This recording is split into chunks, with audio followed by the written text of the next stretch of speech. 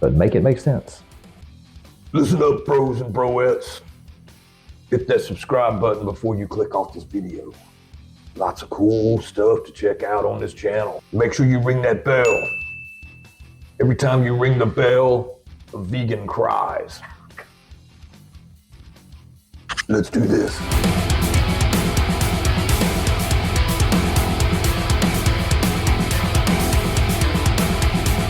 As some of you may know by now, I am a big Matt Walsh fan. If you haven't figured that out yet, you're late to the game. I love Matt Walsh because he points out topics that are true hypocrisy among really both sides of the aisle. If conservative movement does something hypocritical, he will call them out on it. And if the left, which is normally the case because they're very hypocritical most of the time, he will call them out. When I saw this one, I'd been thinking this already. The verdict that came in for the guy who was the leader of the Proud Boys was sentenced to 22 years in prison. And I thought that was pretty steep. I'm thinking, man, that's compared to some of the BLM rioters that were just burning down cities, and they got no repercussions for what they did. Actual crimes, actual true damage. We're talking lives. We're talking just, entire cities burned. One city overtaken. Chad or Chaz or whatever the hell these morons called. Whatever that was. And I didn't hear anybody getting a 22-year sentence. But then I heard he wasn't even there. Wasn't even at the location during January 6th. Make it make sense. That does not compute.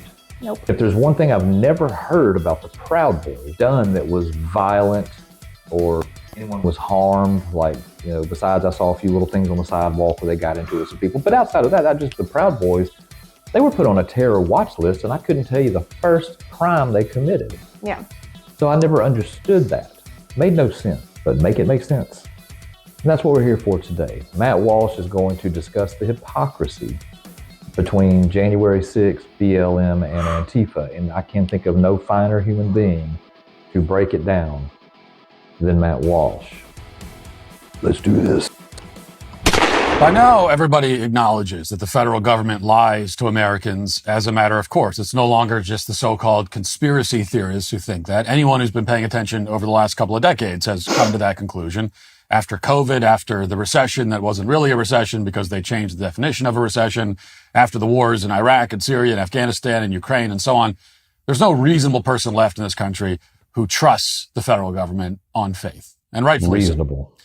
What this means is that if you're a Washington bureaucrat tolling away in, say, Joe Biden's Justice Department, you have to adapt. You can't just feed people bald-faced propaganda because no one will buy it. You have to work to sell the deception. So naturally, that's exactly what the DOJ has been doing. They're coming up with inventive new ways to lie that are difficult to detect, at least on the surface.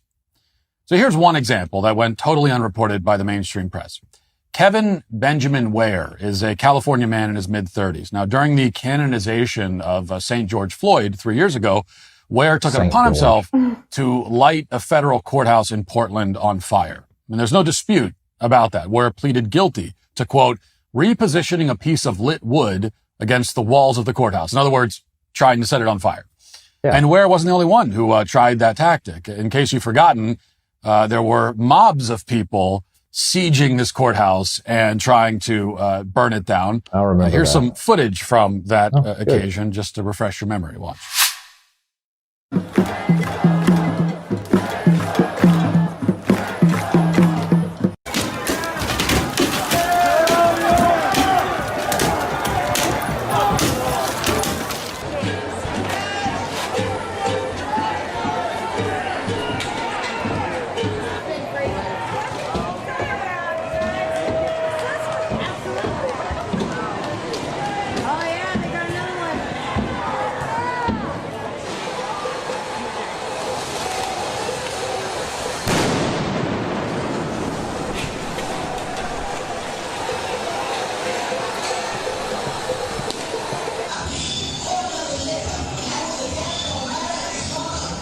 Now, Kevin Benjamin Ware was one of a handful of militants who was involved in all of that chaos and was arrested after this attack on the federal courthouse.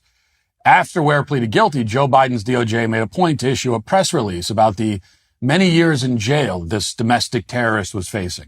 Specifically, the DOJ's press release stated that Ware's intentional destruction of the federal courthouse was, quote, punishable by up to 10 years in prison.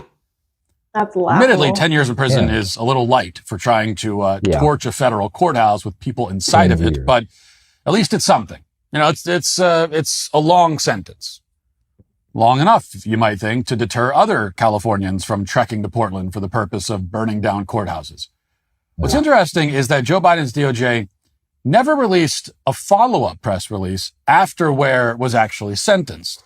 They sent the message this arsonist would serve some hard time, that there would be a stiff punishment, but they failed to inform the public about what Ware's actual sentence was. Why is that? Well, it's not hard to answer that question. As it happens, Ware ultimately received a sentence that was nowhere near the 10-year term that Biden's DOJ suggested he might serve. Instead, on the recommendation of federal prosecutors, Ware received a sentence of 2 years probation for trying to set a federal courthouse on fire. He got 2 years probation. And indeed, Kevin Ware never served a day in prison. He did have to pay a $200 fine, though. Oh, $200. That breaks. You know, like a speeding ticket. If you're a former GOP congressional candidate by the name of Enrique Tarrio, this is all very confusing. I think that's because Enrique Tarrio was just sentenced to 22 years in prison. This happened yesterday for his, quote, involvement on January 6th. Prosecutors had sought a 33-year sentence for Tarrio, but the judge brought them down a little bit, and now it's only 22 years. For a nonviolent What was crime? Enrique Tarrio's crime? Well, he didn't try to set fire to the Capitol building on January 6th. He didn't try to burn down any federal courthouses. Unlike Kevin Ware, he didn't place a flaming piece of wood up against a federal building. We know that because on January 6th, Enrique Tarrio was nowhere near any federal building. He had been arrested for vandalizing a holy BLM banner a few days earlier and was ordered by a judge to stay far away from Washington, D.C., so he was not there. Nonetheless, yesterday, Tarrio received the single longest sentence of any January 6th defendant. Watch this. Janice and Christie, a federal judge handing down the sentence to Enrique Tarrio, 22 years in prison for seditious conspiracy in connection to the January 6th Capitol attack. As you mentioned, he's the former Proud Boys leader from right here in South Florida. He was found guilty of orchestrating the riot from members at the far right extremist group. He was not actually in Washington the day of the attack, but prosecutors say he was the ringleader. Prosecutors were initially seeking 33 years, which is the longest sentence, instead giving him 22 years related to the Capitol attack. He's the last of 5 Proud Boys defendants to be sentenced. He and 3 other members were also found guilty of seditious conspiracy. And before the sentencing, he spoke. He apologized for the, quote, pain and suffering that law enforcement, legislators, and others suffered on January 6th and vowed to have nothing to do with politics, groups, activism, or rallies. Why would he So again, a federal judge sentencing Enrique fair. Tarrio from right here in South Florida to 22 years in prison for seditious conspiracy. He wasn't there. It's a surreal news report in a lot of ways. For one thing, neither the reporter nor the 2 anchors who were on the report as well seem remotely concerned by the fact that Enrique Tarrio was just sentenced to 22 years in prison for orchestrating, quote unquote, a riot that he didn't even attend. There's no discussion whatsoever about what Tarrio might have done or how exactly he facilitated what happened on January 6th when he wasn't even there. Nobody cares. So let's talk about it. According to the government, Tarrio told his followers on January 6th to, quote, do what must be done. He also told members of the Proud Boys to organize a big crowd in Washington to storm government buildings. The scheme was known as 1776 returns. Now, sounds pretty ominous, right? Storming government buildings. Where have we seen something like that before? Well, if you're not a goldfish or a fruit fly and your memory extends longer than a few seconds, did the same you know thing? the answer to that question. Here's what the Supreme Court and the Capitol complex looked like during the Kavanaugh hearings. Yeah, Watch. Kavanaugh.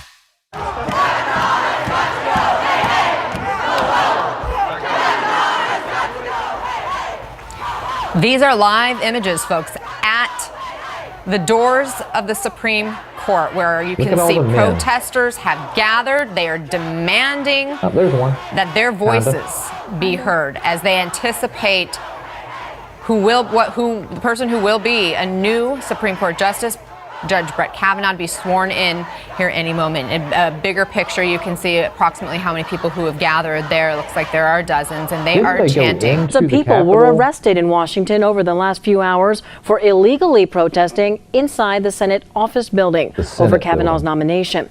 Comedian and actor Amy Schumer, as well as model Emily Ratajkowski, were among them. The protesters originally planned to protest on the Capitol steps, but headed inside the Senate for a sit-in. U.S. Capitol Police say everyone arrested were processed and then released. So these people bang on the doors of the Supreme Court. They storm a Senate office building, and their punishment is absolutely nothing. They got zip-tied at most and then let go immediately. Their explicit purpose was to derail a government proceeding. It was to interfere with a government proceeding. In fact, some of these activists, charged into the Senate chambers themselves. None of them suffered any real consequences. In fact, left-wing activists who have committed acts of violence, even homicides, have received far more lenient sentences than Enrique Tarrio just did. Consider the case of the BLM arsonist back in 2020 who lit a pawn shop on fire in the name of civil rights.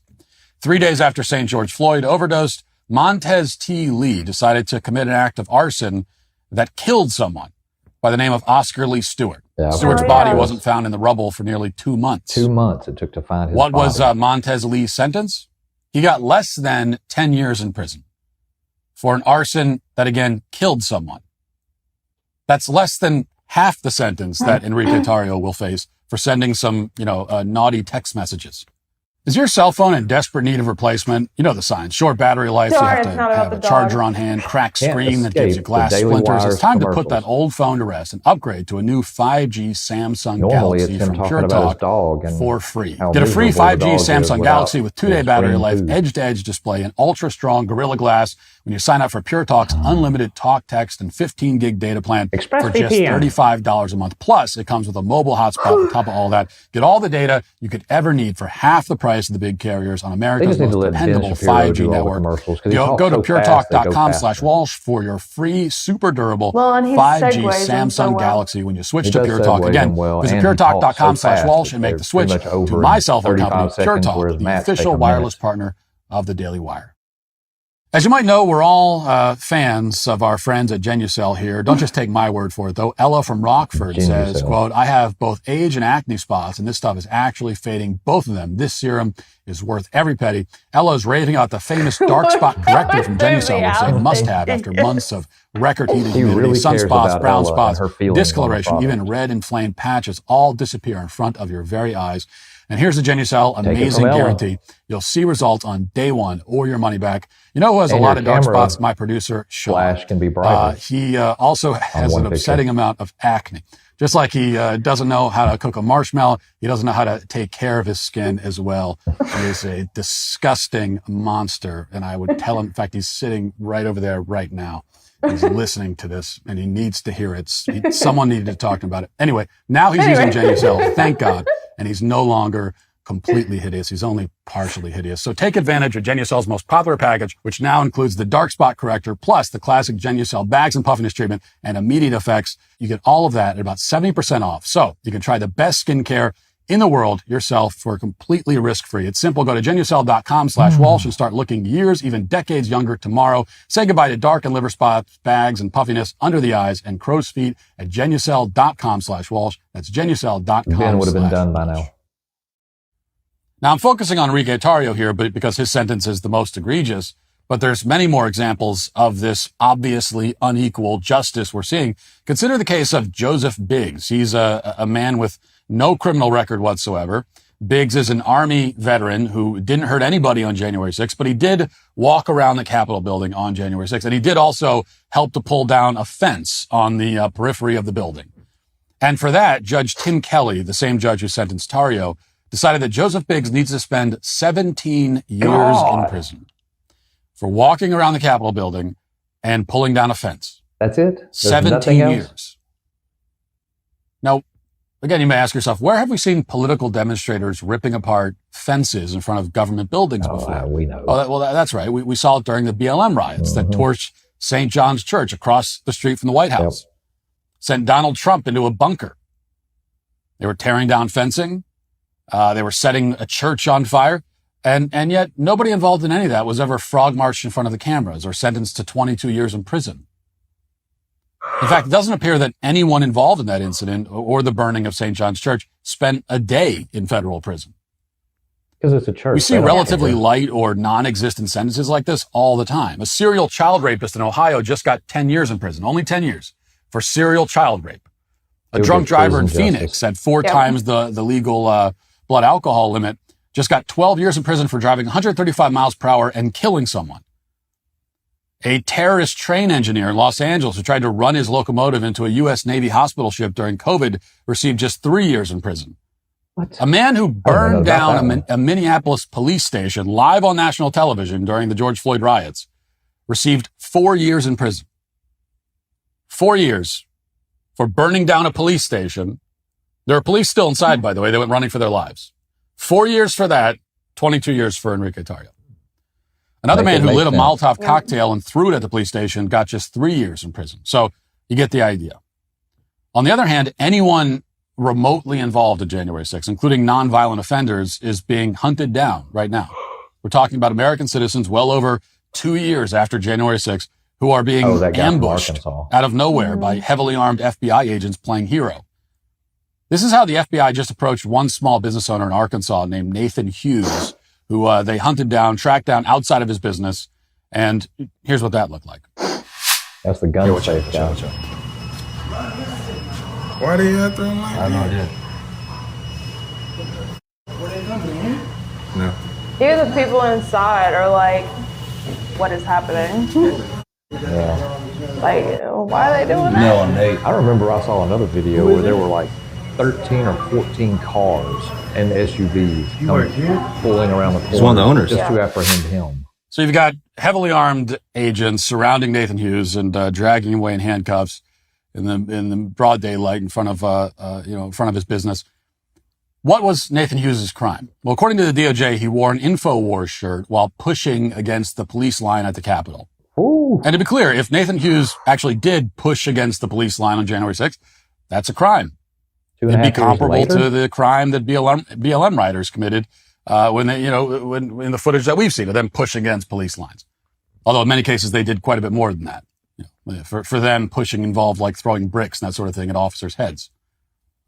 But Nathan Hughes' case is not being handled remotely the same way as those BLM rioters. Nathan Hughes didn't get off without any consequence whatsoever. Instead, he's now facing more than 5 years in prison on felony civil disorder charges. That's insane. The Fed showed up to arrest him with body armor and rifles in full view of customers, as if he was some kind of terrorist. In fact, the Feds also raided Hughes' home and opened his safe. And the company, Liberty Safe, for some incomprehensible reason, complied with the Fed's demands and used a backdoor mechanism to open the safe for them. Now, there's no conceivable argument that can possibly justify all of this for the simple reason that nothing remotely like this has ever happened to left-wing terrorists like Antifa or BLM. None of those thugs have ever received anything like this treatment, even when they murder people. Now, if we lived in a country in which every, lawbreaker, however that's defined, faced extremely harsh punishment, if that's the kind of country we lived in, or if you break any law at all, you can be guaranteed they're going to throw the book at you. If that's the country we lived in, then maybe the treatment of the January 6ers would be tolerable because it would be consistent. That's how the rule of law is supposed to work. It's supposed to guarantee equal punishment for equal crimes. You have the scales of justice. So if we lived in a country where if you participated in any riot whatsoever, you can guarantee that the cops are going to hunt you down and they're going to throw you in prison for as long as they possibly can. If we lived in that kind of country. But we don't live in that kind of country. Most criminals are treated with kid gloves, even the most violent and dangerous kinds. It's only with Trump supporters and Trump himself and other political dissidents that suddenly we become a land of strict enforcement and merciless punishment. Now, this is a point that's been made again and again over the past couple of years as Trump supporters are sent to prison for memes, as U.S. service members are dismissed for refusing to take the COVID shot and so on. But the prosecution of people like Enrique Tarrio and Nathan Hughes marks an escalation in the Biden administration's tactics. Same goes for the Biden DOJ's handling of the raid on Craig Robertson a few months ago, or rather a month ago. Robertson was the elderly invalid Trump supporter in Utah who shared threatening memes about Joe Biden on social media for months. Weeks later, instead of picking up Robertson while he was on his motorized scooter at Walgreens or something, which would be very easy to do, the FBI decided to surprise Robertson with a 6 a.m. raid at his home for the memes that he posted on Facebook. And they shot him in the process and killed him. They say after he had raised a pistol, and that's why they shot him. But they don't wear body Now, did he cams. actually raise a pistol? Yeah. Maybe he did. We don't really know. We reached out to the FBI to obtain the body cam footage from the raid. Yesterday, the FBI refused to provide it, citing ongoing enforcement proceedings. Mm-hmm. That justification, of course, makes no sense because they've already killed the 70-something-year-old man who was posting the memes that they were so concerned about. The evidence for? But the FBI said it anyway because they're confident that nobody in mainstream media will look into it any further, and none of them are. And on that point, if we're being honest, the FBI is probably right. We may have actually reached the point where the federal government can imprison and even kill its political enemies without any oversight, even as it gives a pass to terrorists on their side of the political spectrum, which is what they're doing. If that's the case, then we don't have a society that's governed by the rule of law anymore. We have a society that, like every dictatorship, enforces the will of the ruling class with raw power. You'd hate to think that's what we're dealing with right now, but unless a real opposition forms, unless conservatives start electing leaders who are ready and equipped to deal with this problem, for starters, then it will be our future. There's no question about that. Thanks for checking out this video. If you'd like to listen to my full podcast on the go, you can check out the Matt Walsh Show on Apple Podcasts, Spotify, or wherever you get your podcasts. Yeah, that's just, it's the world we live in today. But that's eye-opening to how, I always knew the scales of justice have been weighted. It has been for years. They're treating these people as if they were Charles Manson's underlings. Worse than that. It isn't even being hidden, it's out in the open. Yeah, it's blatant. They're against the people that they give their information to. Well, in this instance, the administration is the very liberal, far left. I mean, I know liberals, classic liberals, Democrats. And I get along with a lot of them because I agree with a lot of what they think. Being independent doesn't mean I move straight over to the conservative and say, here's where I'm housed. I agree with a lot of things from many years ago that Democrats believe. It's been a long time since I've been able to see eye to eye with some of their policies and ideas. They're moving so far left at this point that even the people that are Democrats or were, they're even starting to go, hey, this is getting out of control. But to weaponize the justice system the way that this administration has done is just unbelievable to me. I didn't think I would live to see a day where the United States would turn into an almost fascist country. So it's a sad state that we're in right now, and I don't know what it's going to take to fix it. I just don't. And I don't believe just voting in a Republican is going to solve anyone's problems. I really don't. I believe getting Biden out of office and his administration, All of it. I mean, I could see a Robert Kennedy administration, and I don't believe it would be the same as what we see currently. But they're going to push Gavin Newsom up into that spot so they can just keep things going the way they like it, which is going to be, Either or. Meet the new boss, same as the old boss. The law doesn't matter because it's all about who's going to make what interpretation and going to sentence what type of justice. And it's not only not fair, it's too up to interpretation. And that has to end. There needs to be minimums if found guilty for crime. Minimums. Anytime murder is involved, 10 years for accidental. Because if you're a drunk driver and you run into somebody and kill them, I've heard very few people that got less than 10 years for involuntary manslaughter for a DUI. This dude purposely burned down a business and murdered somebody, got less than somebody who would have gotten a DUI who was just out drinking like a dumbass and drove. And unfortunately killed someone in the process. They're going to spend more time behind bars than this guy who purposely burned down a business for someone. That's just insane to me. I just don't understand. So you got to make it make sense. So that's where you guys come in. Let us know. Like, share, Subscribe. do the thing. Do the thing. Until the next time, guys, that's all it is. Come at me, bro. The Brodown is over. Let's bro out!